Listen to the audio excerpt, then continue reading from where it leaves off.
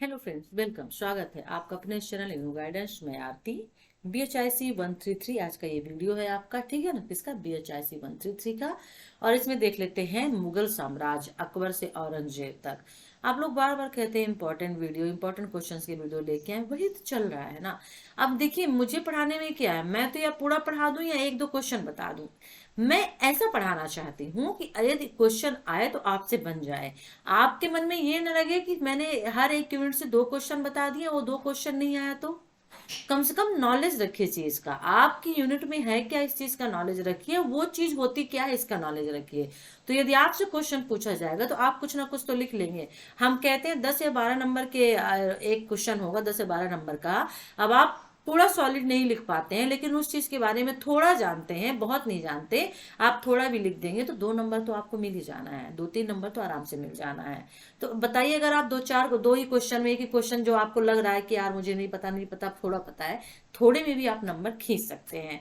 तो मैं सिर्फ और सिर्फ इंपॉर्टेंट क्वेश्चन से लेके आ रही हूँ, ठीक है ना। यहाँ पर देख लेते हैं, क्योंकि ये जो मुगल साम्राज्य देख लेते हैं, और मुगल साम्राज्य में अकबर से औरंगजेब तक का देख लेते हैं। अभी तक इसमें अकबर का क्वेश्चन पूछा गया है, ठीक है ना। अकबर का क्वेश्चन तो पूछा गया है। अकबर के आदिम क्षेत्रीय प्रसार, ये एक क्वेश्चन पूछा गया अभी तक में, ठीक है। ओके।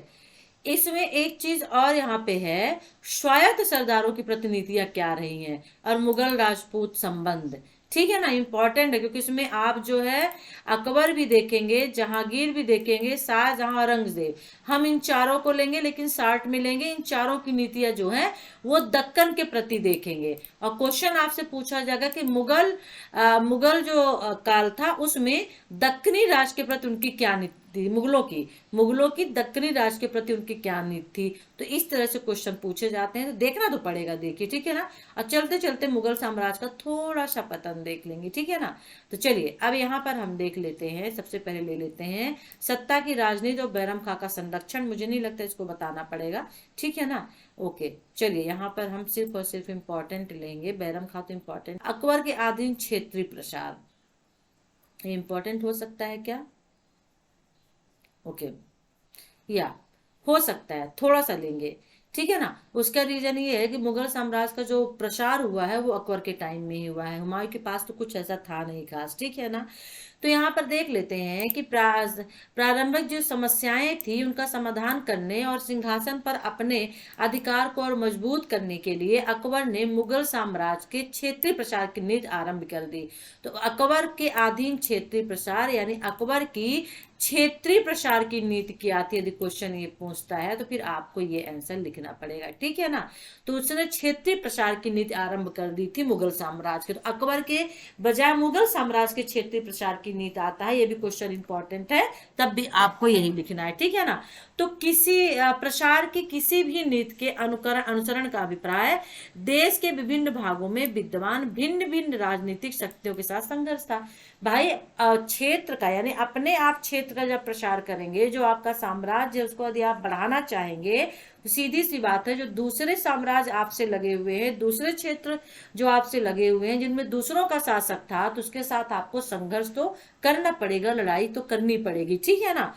और इनमें से कुछ राजनीतिक जो शक्तियां थी सुसंगठित थी, और इनमें से एक थे राजपूत राज्य, ठीक है, जो पहले से ही गठित थी, पहले से ही उनका शासन वहां पे था। वे स्वयं सरदार एवं राजाओं के रूप में सारे देश में विद्यमान थे। कौन? राजपूत सरदार एवं राजाओं के रूप में, ठीक है ना। अफगानों का राजनीतिक नियंत्रण मुख्य तौर पर गुजरात, बिहार और बंगाल पर था। अफगान दक्कन तथा दक्षिण भारत में खानदेश, अहमदनगर, बीजापुर, गोलकुंडा में दक्षिण शक्तियां विद्यमान थी, ठीक है ना। तो उत्तर पश्चिम भारत में कुछ जो कबीलियाई थे, छोटे छोटे राज्य कायम थे, कबीलियाई थे। यद्यप काबुल तथा कंधार पर मुगल गुटों का अधिकार था, किंतु वे अकबर का विरोध करते थे। तो इस चीज को समझिएगा थोड़ा सा, कि अफगान जो थे वो गुजरात, बिहार, बंगाल में थे। दक्षिण तथा दक्षिणी भारत में खानदेश, बीजापुर, गोलकुंडा थे, जो दक्षिण शक्तियां कहलाती हैं। और उत्तर पश्चिम भारत में कुछ कबीलियाई छोटे छोटे राज्य थे। काबुल, कंधार पर मुगल गुट थे, लेकिन वो तब भी अकबर के विरोध में थे। तो अकबर ने सुनियोजित ढंग से साम्राज्य के प्रसार प्रारंभ कर दिया, साम्राज्य का विस्तार प्रारंभ कर दिया। और यहाँ पर यह भी हमें मालूम होना चाहिए कि मुगल साम्राज्य का महत्वपूर्ण प्रसार कार्य अकबर के शासनकाल में हुआ। उसके उत्तराधिकारी जहांगीर, शाहजहां, औरंगजेब के शासनकाल में साम्राज्य के क्षेत्रीय प्रसार में कुछ ही वृद्धि हुई। जो वृद्धि हुई वो अकबर के टाइम में हुई। औरंगजेब के शासनकाल में मुख्य प्रसार दक्षिण भारत तथा उत्तर पूर्वी भारत को साम्राज्य में शामिल करने के रूप में हुआ था। ठीक है ना। तो चलिए यहाँ पे देख लेते हैं। क्वेश्चन आपसे क्षेत्रीय प्रसार के रूप में पूछ सकता है अकबर के बारे में, या फिर पूछ सकता है मुगल के बारे में। ठीक है ना। तो उत्तर तथा मध्य भारत देख लेते हैं। यहाँ आप शुरू कर देते हैं, बहुत कम मिलेंगे। प्रथम सैनिक अभियान अकबर ने यहाँ पर 1569 और 1560 में ग्वालियर जौनपुर अधिकार करने के लिए किया था। और एक छोटी सी लड़ाई के बाद राम शाह ने ग्वालियर के किले का समर्पण कर दिया। खान जमा को जौनपुर पर अधिकार करने के लिए भेजा गया और खान जमा ने जौनपुर के अफगान शासकों को पराजित करके मुगल साम्राज्य में शामिल कर लिया। तो इस तरह से जो जौनपुर था वो किसमें शामिल हो गया, मुगल साम्राज्य में। ठीक है, ओके। क्वेश्चन यदि अकबर का उत्तर तथा मध्य भारत की नीति आए तो यही लिखना है।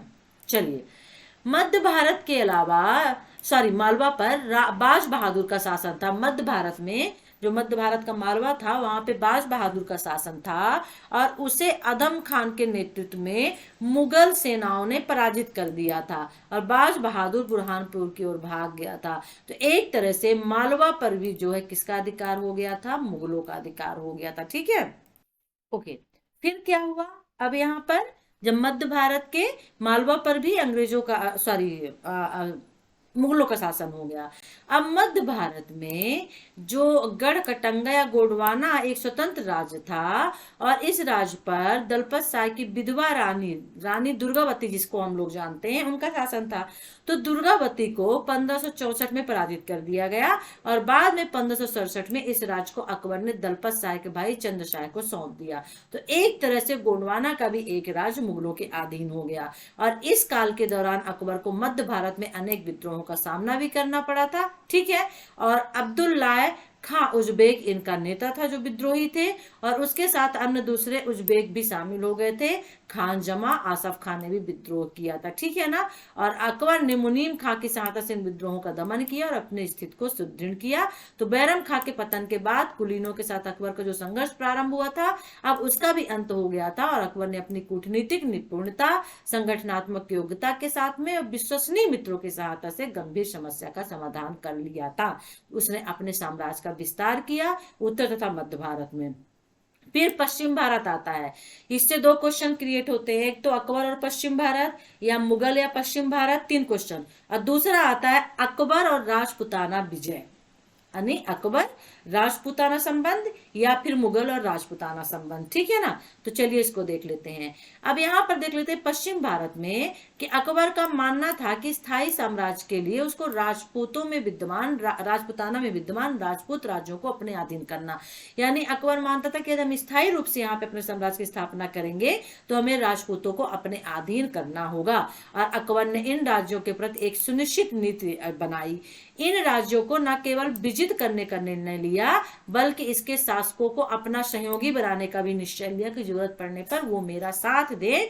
और यहाँ पर हम अकबर की राजपूत राज्यों के प्रति नीति की विवेचना यहाँ नहीं करेंगे। ये 6.7 में होगा जो आगे होगा, तो इसे छोड़ देते हैं, छोड़ दीजिए। जब यहाँ पे विवेचना नहीं करना है तो हम क्यों पढ़े, है ना। चलिए हमने पढ़ लिया, हमने यहाँ पे 2 ले लिया, एक पश्चिम भारत भी छोड़ देते हैं, मेन ले लिया उत्तर तथा मध्य भारत में अकबर की नीति या फिर उत्तर मध्य भारत में मुगल की नीति। जो भी क्वेश्चन पूछेगा आपको यही लिख देना। ठीक है ना, ओके। 1581 का विद्रोह क्या है कि यदि अकबर की अपनी शक्ति को सुदृढ़ करने वाले प्रारंभिक वर्षों पर ध्यान न दिया जाए तब अकबर के शासनकाल में 1581 का वर्ष सबसे संकट का वर्ष था। क्यों? क्योंकि कुलीन वर्ग के 1567 तक चलने वाले संघर्ष के बाद फिर से बंगाल, बिहार, गुजरात और उत्तर पश्चिम में गंभीर संघर्ष उभर कर सामने आए और इन विद्रोहों की जड़ों को उन अफगानों में असंतोष था जिनको मुगलों द्वारा सभी स्थानों से हटाया जा चुका था। मुगल ने जहां जहां से अफगानों को हटाया और जहां जहां शासन किया वहां पे अफगानों में असंतोष पैदा हो गया था। ठीक है ना। और इसके अतिरिक्त अकबर के जागीर प्रशासन की कड़ी नीति के लिए भी इसके लिए उत्तरदायी थी। ठीक है ना। और जागीर प्रशासन की कड़ी नीति क्या थी, एक क्वेश्चन जागीरदार से भी पूछा जाता है। ये जागीरदार या जागीर से, तो माइंड में रखिएगा। तो इस नीति के द्वारा जागीरदारों को आदेश दिया गया कि वे अपनी अपनी जागीरों का लेखा जोखा जमा करें तथा उनके सैनिक खर्चों में कटौती की गई। यानी जो जागीरदार थे, ठीक है ना, और जिनको सैनिक भी दिए जाते थे रखने के लिए, पालने के लिए, जरूरत पड़ने पर आप हमें सैनिक उपलब्ध करवाइए, तो उन जागीरदारों के आदेश दे दिया गया था अकबर की तरफ से कि जितने भी आपके पास जागीरें हैं, जितने भी आपके पास भूमि है, सैनिक वगैरह हैं, उन सभी का हिसाब हमें दीजिए और आपके सैनिक खर्चों पर कटौती की जाएगी।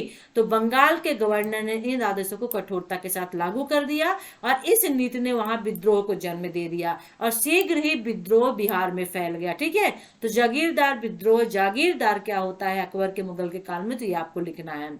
मासूम खां, काबुली रोशन बेग और अबर बहादुर का विद्रोह के प्रमुख नेता थे।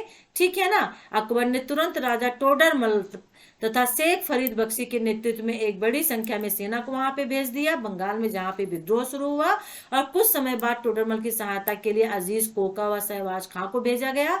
और इसी बीच काबुल में विद्रोहियों ने अकबर के भाई हाकिम मिर्जा को अपना राजा घोषित कर दिया और मुगल सेनाओं ने बिहार, बंगाल तथा आसपास के क्षेत्र में विद्रोह को कुचल दिया। ठीक है ना, और कुछ विद्रोही नेताओं ने बचकर बंगाल के जंगल में शरण ले ली थी अपनी जान बचाते हुए, और ये नेता अधिकांश समर्थन खो चुके थे। फिर भी कुछ वर्षों तक बगैर किसी विशेष प्रभाव के मुगल अधिकारियों को अपने छोटे छोटे हमलों द्वारा परेशान करते रहते थे।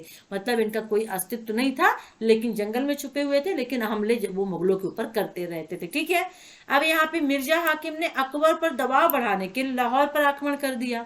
अकबर ने भी लाहौर की ओर प्रस्थान कर दिया, मतलब प्रस्थान की ओर चलने लगा। हाकिम मिर्जा ने जैसे ही अकबर के प्रस्थान यानी कि अकबर के आने का समाचार सुना तो वह पीछे हट गया। हाकिम मिर्जा का अनुमान था कि अधिकतर मुगल अधिकारी उसके साथ शामिल हो जाएंगे, लेकिन उसका यह अनुमान गलत हुआ। जब अकबर लाहौर की तरफ जाने लगा तब हाकिम मिर्जा को सच्चाई पता चली कि लोग जो है उसके साथ नहीं बल्कि अकबर के साथ में है। तो अकबर ने उत्तर पश्चिम सीमा को की सुरक्षा संगठित करने के लिए यानी उसको और मजबूत बनाने के लिए एक सेना को काबुल भेज दिया और अकबर ने ही काबुल की ओर प्रस्थान किया। और जब तक अकबर काबुल पहुंचा हाकिम मिर्जा ने काबुल का परित्याग कर दिया यानी छोड़ दिया और अकबर ने इस पर अपना अधिकार कर लिया और अकबर ने काबुल को अपनी बहन बख्तुस्निसा बेगम के अधीन कर दिया था, आगरा वापस लौट आया और कुछ समय बाद हाकिम मिर्जा भी वापस लौट आया। उसने अपनी बहन के नाम से शासन चलाना जारी रखा। तो 4 वर्ष बाद मिर्जा हाकिम की मृत्यु हो गई और अकबर ने राजा मानसिंह को काबुल का गवर्नर नियुक्त कर दिया। तो आप यहाँ पे पढ़ सकते हैं जमींदारी प्रथा के अंतर्गत, वेरी इंपॉर्टेंट। ठीक है ना, ओके। अब और क्या देख लेते हैं, चलिए दक्खन तथा दक्षिण की नीतियां क्या थी, ये क्या पढ़ लें, इंपॉर्टेंट हो सकता है। मुगल कालीन दक्खन तथा दक्षिण नीतियां, या अकबर की आप कह सकते हैं, बिकॉज अभी हम अकबर का पढ़ रहे हैं। नो, अच्छा, ये क्वेश्चन इंपॉर्टेंट हो सकता है, प्रशासनिक पुनर्गठन अकबर का। तो अकबर की विजय एवं क्षेत्रीय प्रसार की नीति मुगल प्रशासनिक ढांचे में नए क्षेत्रों को सुदृढ़ करने के साथ चली। मुगल प्रशासनिक पुनर्गठन, मुगल प्रशासनिक सांचा कैसा था, मुगल प्रशासनिक की व्यवस्था कैसी थी, तो मुगल और प्रशासन आ जाएगा तो आपको ये आंसर लिखना होगा, अकबर प्रशासन आ जाएगा तो आपको ये लिखना होगा। तो पहला था सूबों का निर्माण, ठीक है ना, राइट। 1580 में अकबर ने संपूर्ण मुगल साम्राज्य को 12 प्रांतों में विभाजित कर दिया, जिसको सूबा कहा गया। ठीक है, सूबे इलाहाबाद, आगरा, अवध, अजमेर, अहमदाबाद, बिहार, बंगाल, दिल्ली, काबुल, लाहौर, मुल्तान, मालवा, ये 12 थे प्रांत। ठीक है, और दक्कन की विजय के बाद 3 नए सूबों को शामिल कर लिया गया और इनकी संख्या बढ़कर 15 हो गई।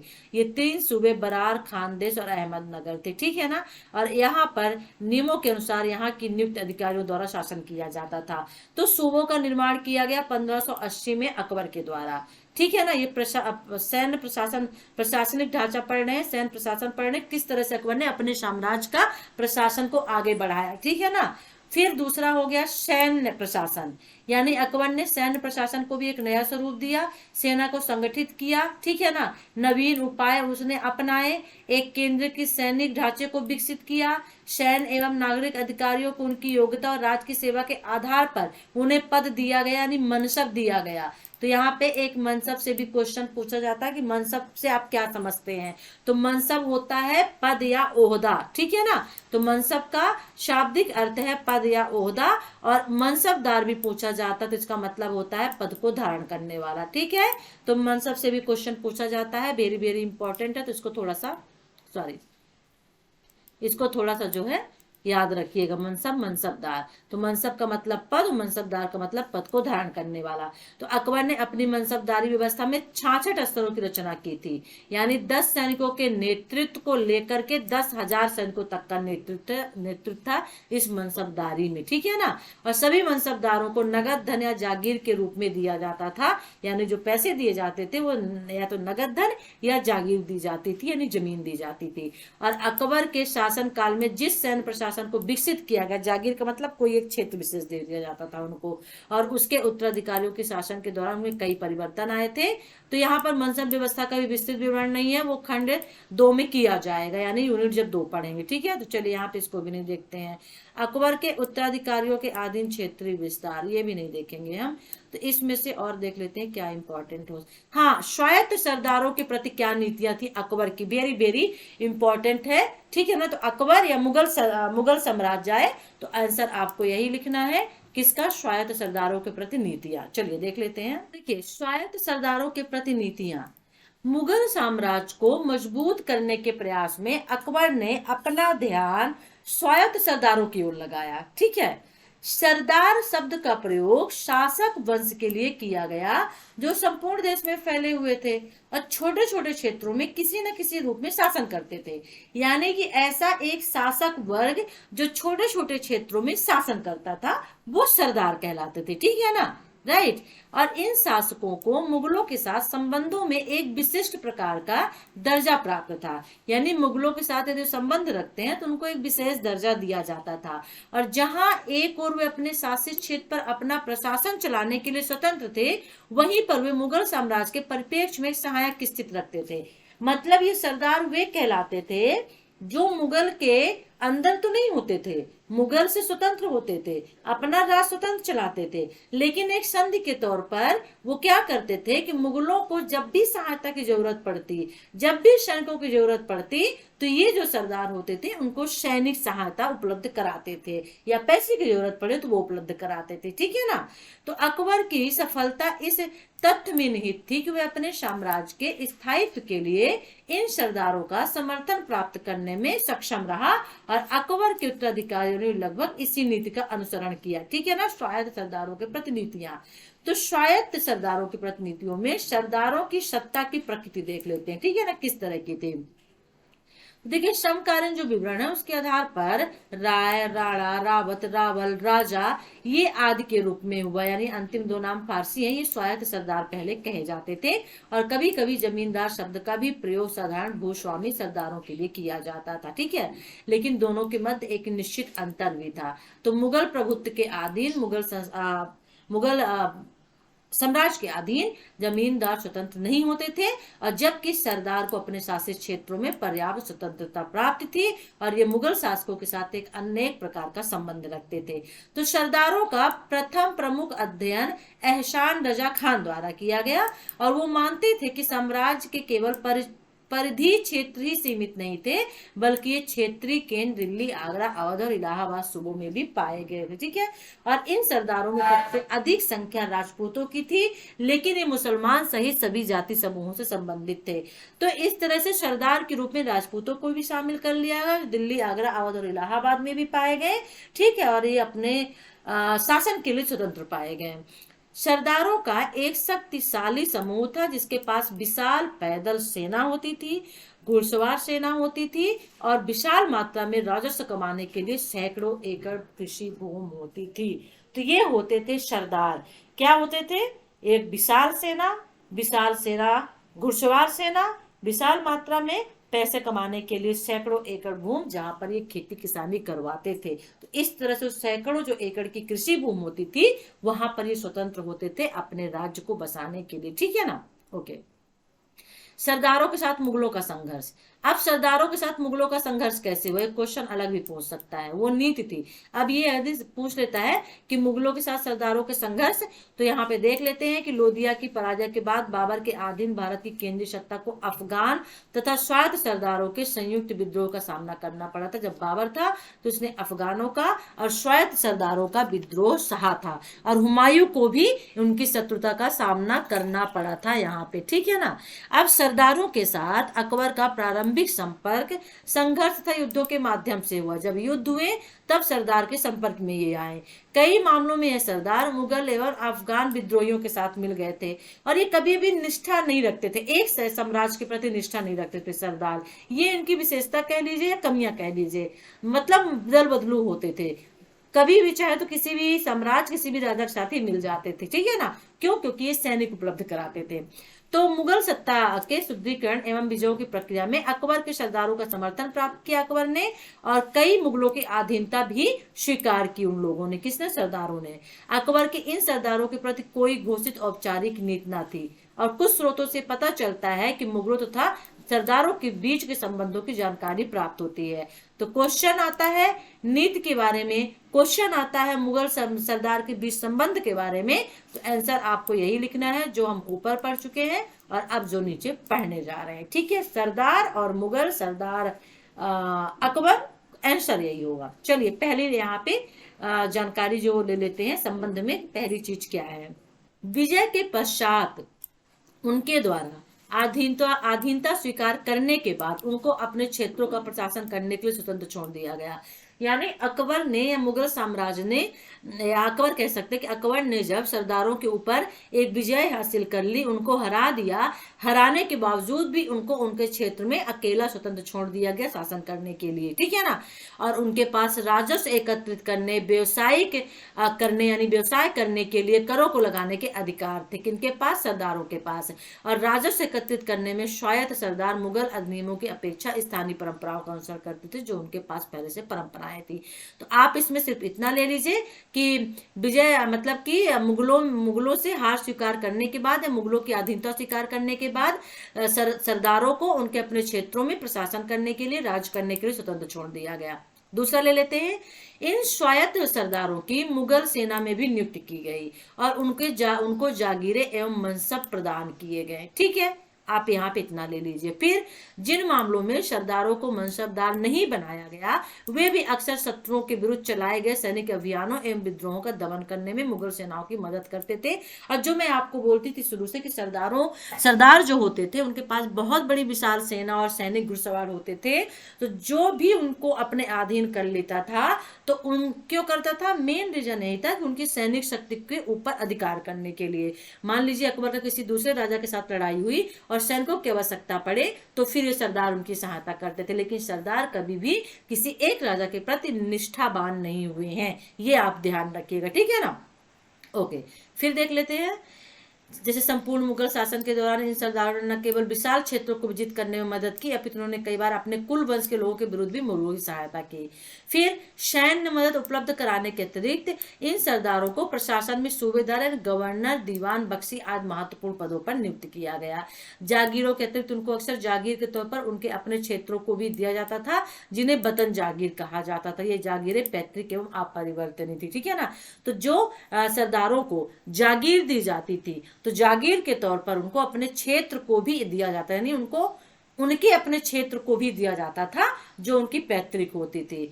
तो इनके संबंधों की एक मुख्य विशेषता यह भी थी कि यदि परिवार के अंदर शासन के उत्तराधिकारी को लेकर किसी प्रकार का विवाद खड़ा हो गया हो सरदारों में, स्वायत्त सरदारों में, स्वायत्त का मतलब ही होता है स्वतंत्र, ठीक है ना, स्वतंत्र सरदार होता था, तब सरदार के अधिकारों को मान्यता प्रदान करने का अधिकार मुगल सम्राटों को था। तो मान लीजिए परिवार के अंदर स्वायत्त सरदारों में यदि उत्तराधिकारी को लेकर के, सिंहासन पर बैठने को लेकर के कोई झगड़ा होता है तो आखिरी निर्णय मुगल सम्राट लेते थे, और जिन सरदारों ने मुगलों की अधीनस्थता को स्वीकार किया उनको मुगल सम्राट ने सैनिक सुरक्षा प्रदान की है, ठीक है।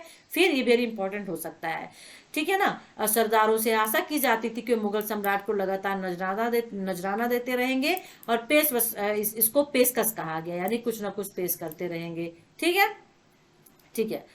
जैसे हाथी घोड़े बहुमूल वस्तुएं हीरे सोना चांदी वगैरह, ठीक है ना। मुगल शाही परिवार तथा सदस्यों के बीच वैवाहिक संबंधों को भी कायम किया गया, कहाँ पे, स्वायत्त सरदारों के साथ। तो ये इंपॉर्टेंट हो सकता है, ठीक है ना। फिर स्वायत्त सरदारों के विद्रोह भी यहाँ पे है, ठीक है ना। बहुत से ऐसे विवरण मिलते हैं। विद्रोह क्या होगा भाई, कोई जो है नहीं चाहता है, क्योंकि स्वायत्त सरदार है वो स्वतंत्र है अपने क्षेत्र में, वो नहीं चाहते कि हमारे क्षेत्र में आके कोई कब्जा करे, उन्हें वहां से बेदखल कर दिया जाए।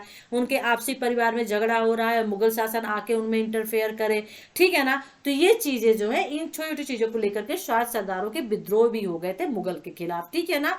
कुछ अन्य मामलों में किसी स्वायत्त सरदार को उसके क्षेत्र से बेदखल कर दिया जाता था, या केवल डांट फटकार के लिए होता था। कुछ समय बाद उसी के परिवार के सदस्य को सत्ता में पुनः स्थापित कर दिया जाता था, ठीक है ना। तो जब विद्रोह होते थे तो स्वायत्त सरदारों को उनके क्षेत्र से बेदखल नहीं किया जाता था, बल्कि उन्हें या परिवार के किसी अन्य सदस्य को उस क्षेत्र को सौंप दिया जाता था, ठीक है ना। तो स्वायत्त सरदारों के प्रति जिस नीति का प्रारंभ अकबर ने किया, वह आगामी मुगल सम्राटों के शासन काल में भी जारी रही, और इन सरदारों को मुगल कुलीन या मनसबदार के रूप में शामिल करने की नीति साम्राज्य के लिए लाभप्रद साबित हुई, ठीक है। तो हो गया ना। मुगल राजपूत संबंध आप देख लीजिएगा, ठीक है। अकबर का था, आपको पता ही है कि जोधा से शादी करना, अपने राज्य को, साम्राज्य को और ज्यादा आगे बढ़ाना, ठीक है ना, अधिकार करने के लिए एक तरह से संबंध स्थापित करना, ये अकबर मुगलों की एक नई वो थी। तो इसे आप देख लीजिएगा यदि आप देखना चाहते हैं तो, ठीक है ना। जैसे यहाँ पे अकबर ने राजपूत शासकीय परिवारों से निकटता का संबंध स्थापित करने की कोशिश की। मुगल राजपूत संबंधों में कछवाहा परिवार को विशेष सम्मान प्राप्त था, ठीक है ना। और 1580 में भगवंत दास की बेटी मनीबाई की शादी युवराज सलीम के साथ हुई। 1583 में जोधपुर, जो कि खालसा भूमि के मोटा राजा उदय सिंह को दे दी गई, उनकी बेटी की शादी सलीम के साथ हुई। तो इस तरह से यहाँ पे भी रावल भीम की बेटियों की शादी भी सलीम के साथ, ओ माय गॉड, एक ही शादी कर दी। तो सॉरी। तो ये पहले होता था, बहुत शादियां होती थी, सिर्फ मुगलों में नहीं होती थी, हिंदुओं में जो राजाएं होते थे उनकी भी 2-2, 3-3, 4-4 बेगमें रानियां हुआ करती थी। तो कोई नई बात नहीं है उन लोगों के लिए। तो ये थे मुगल राजपुताना और ये मुगल संबंध, ठीक है ना। आई थिंक सब इसमें इतना काफी है। और कुछ है? ओके। जहांगीर, शाहजहां आप देख लीजिएगा, औरंगजेब आप देख लीजिएगा। मुझे जो इंपॉर्टेंट लगा मैंने वो आपको पढ़ा दिया। मुगल और दक्कनी राज इंपॉर्टेंट हो सकता है, तो इसे आप देख लीजिएगा थोड़ा सा, ठीक है ना। Okay okay. मुगल और दक्षिणी राज तो हम पहले भी पढ़ा चुके हैं, ठीक है ना। तो इसमें आप थोड़ा देख लें, सभी के बारे में दिया है इसमें, शाहजहां, जहांगीर, औरंगजेब, उनके दक्षिणी राज की क्या क्या नीतियां थी। तो ये जनरली क्या पूछा जाता है, हाँ, मुगल मराठा संबंध इंपॉर्टेंट हो सकता है इस वीडियो में, जो हम थोड़ा सा आपको बता देंगे, ठीक है ना।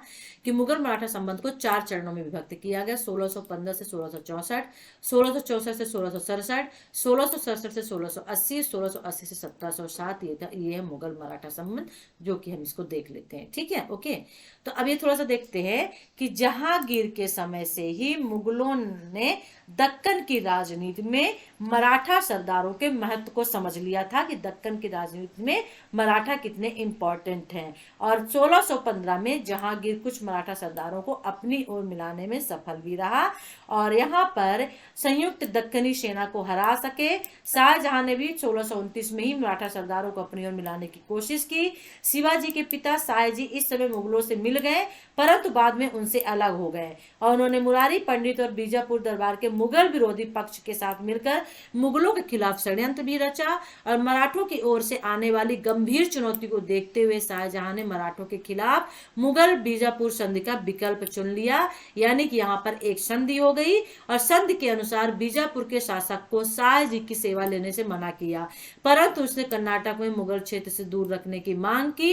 और यहाँ तक कि औरंगजेब ने भी यह नीति अपनाई। तो उत्तराधिकारी के युद्ध के समय उत्तर की ओर कूच करने से पहले उसने अपने निशान में आदिल शाह को ऐसा ही करने की सलाह दी, लेकिन शिवाजी के खिलाफ बीजापुर मुगल संधि औरंगजेब के लिए दुखद स्वप्न साबित हुई, और 1636 में उसके बदले लेने के लिए 2/3 हिस्सा निजाम क्षेत्र था, यानी 1636 में उसे बदले में देने के लिए 2/3 हिस्सा निजाम क्षेत्र था, परंतु औरंगजेब के पास देने के लिए कुछ भी नहीं था। तो सतीश चंद्र कहते हैं, जो इतिहासकार है, कि 1686 में औरंगजेब द्वारा बीजापुर हासिल करने के पूर्व तक अंतर विरोध की यही स्थिति बनी रही। 1657 में औरंगजेब ने शिवाजी के साथ संधि करने की कोशिश की, लेकिन उन्हें सफलता नहीं मिली। क्यों? क्योंकि बदले में शिवाजी दाभोल और आदिल शाही कोकड़ चाहता था, और जो औरंगजेब देना नहीं चाहता था, जो एक उपजाऊ और समुद्र क्षेत्र होने के साथ साथ विदेशी व्यापार की दृष्टि से भी महत्वपूर्ण था। और जल्द ही शिवाजी बीजापुर के पक्ष में चले गए और मुगल दक्खन पर धावा बोल दिया, और उत्तराधिकार के युद्ध और औरंगजेब के दक्खन के चले जाने के कारण शिवाजी को रोकने वाला कोई नहीं था, और जल्द ही उन्होंने कल्याण और भिवंडी बाहुली पर कब्जा कर लिया। इस प्रकार शिवाजी ने कोलाबा जिले के समस्त पूर्वी भाग पर आधिपत्य स्थापित कर लिया, जो जंजीरा के अधीन था। ठीक है ना। औरंगजेब के उत्तर भारत की तरफ कूच कर जाने के बाद बीजापुर के मराठों की ओर ध्यान गया, और आदिल शाही शासक ने अब्दुल्ला भटारी अफजल खां को इसका भार सौंप दिया, परंतु शिवाजी के सामने वो भी टिक नहीं सकी सेना, और इस स्थिति में कूटनीति और समझबूझ का ही सहारा लिया जा सकता था। तो समझौते के लिए दोनों के बीच मेल मिलाप का आयोजन किया गया, परंतु शिवाजी ने उसकी हत्या कर दी, और अफजल खां की हत्या के बाद मराठों के लिए बीजापुर की सेना को हराने में जरा भी समय नहीं लगा, और जल्द ही उन्होंने कोकड़ पर मराठों का आधिपत्य हो गया। परंतु मराठा पन्हाला पर ज्यादा समय तक आधिपत्य यानी अपना अधिकार जो है वहां पर नहीं रख सके, और पुनः बीजापुर के अधिकार में चला गया। ठीक है ना। तो ये देख लीजिएगा, यहाँ पर पहला चरण था ये, फिर दूसरा चरण है, बहुत लंबा चरण है, थोड़ा थोड़ा सबसे निकाल लीजिए, 10-10, 15-15 लाइन भी आप सबसे ले लेंगे इंपॉर्टेंट चीजें, तो इसे आप लिख लेंगे यदि आता है, क्योंकि ये क्वेश्चन हमेशा आता है मराठा संबंध, मुगल मराठा संबंध। ठीक है ना, क्योंकि बहुत सारे यहाँ पे झगड़े इनके साथ हुए हैं। तो चलिए फिर यहाँ पे तो अब इतना कुछ खास बचा नहीं है कि हम आपको बताएं हैं। मेन इंपॉर्टेंट जो क्वेश्चंस थे तो हमने ले लिए हैं। बिल आपका एग्जाम है तो देखना तो आपको सब कुछ पड़ेगा कि कहीं से क्वेश्चन पूछ लिया जाता है। मुगल साम्राज्य का पतन जरूर देख लीजिएगा, ठीक है ना, कि मुगल साम्राज्य का पतन कैसे हुआ, है ना। तो मुगल साम्राज्य के पतन संबंधी ऐतिहासिक दृष्टिकोण के 2 मुख्य हिस्सों में विभाजित किया जा सका। पहला मुगल केंद्रित दृष्टिकोण था, जिसके तहत विद्वान मुगल साम्राज्य के पतन का कारण स्वयं साम्राज्य की संरचना और कार्य पद्धति में ढूंढते हैं, और दूसरे दृष्टिकोण से क्षेत्र केंद्रित दृष्टिकोण कह सकते हैं, जिसके तहत साम्राज्य के पतन के कारणों को क्षेत्रीय समस्याओं और राज्यों के विभिन्न क्षेत्र भागों में फैली अव्यवस्थाओं को ढूंढा जाता है। तो पहला कोण साम्राज्य केंद्रित दृष्टिकोण यहाँ पे दे दिया गया, और जो दूसरा जमींदारी संकट भी इसमें था, कृषि व्यवस्था का संकट भी था, संकट का पुनरीक्षण भी था, और दूसरा कोण भी यहाँ पे दिया है क्षेत्रीय केंद्र, और दूसरा क्षेत्र केंद्रित दृष्टिकोण था। ठीक है, तो ये आप थोड़ा सा देख लीजिएगा अगर मुगल पतन आता है तो। ठीक है, चलिए फिर वीडियो को लाइक करिए, शेयर करिए, चैनल को सब्सक्राइब कर लीजिए नहीं किया है तो, ठीक है ना, और बेल आइकन को प्रेस कर लीजिएगा, और हमारे ग्रुप से जुड़ जाइए। वीडियो के डिस्क्रिप्शन बॉक्स पे लिंक दिया हुआ है। Take care, bye. चलो।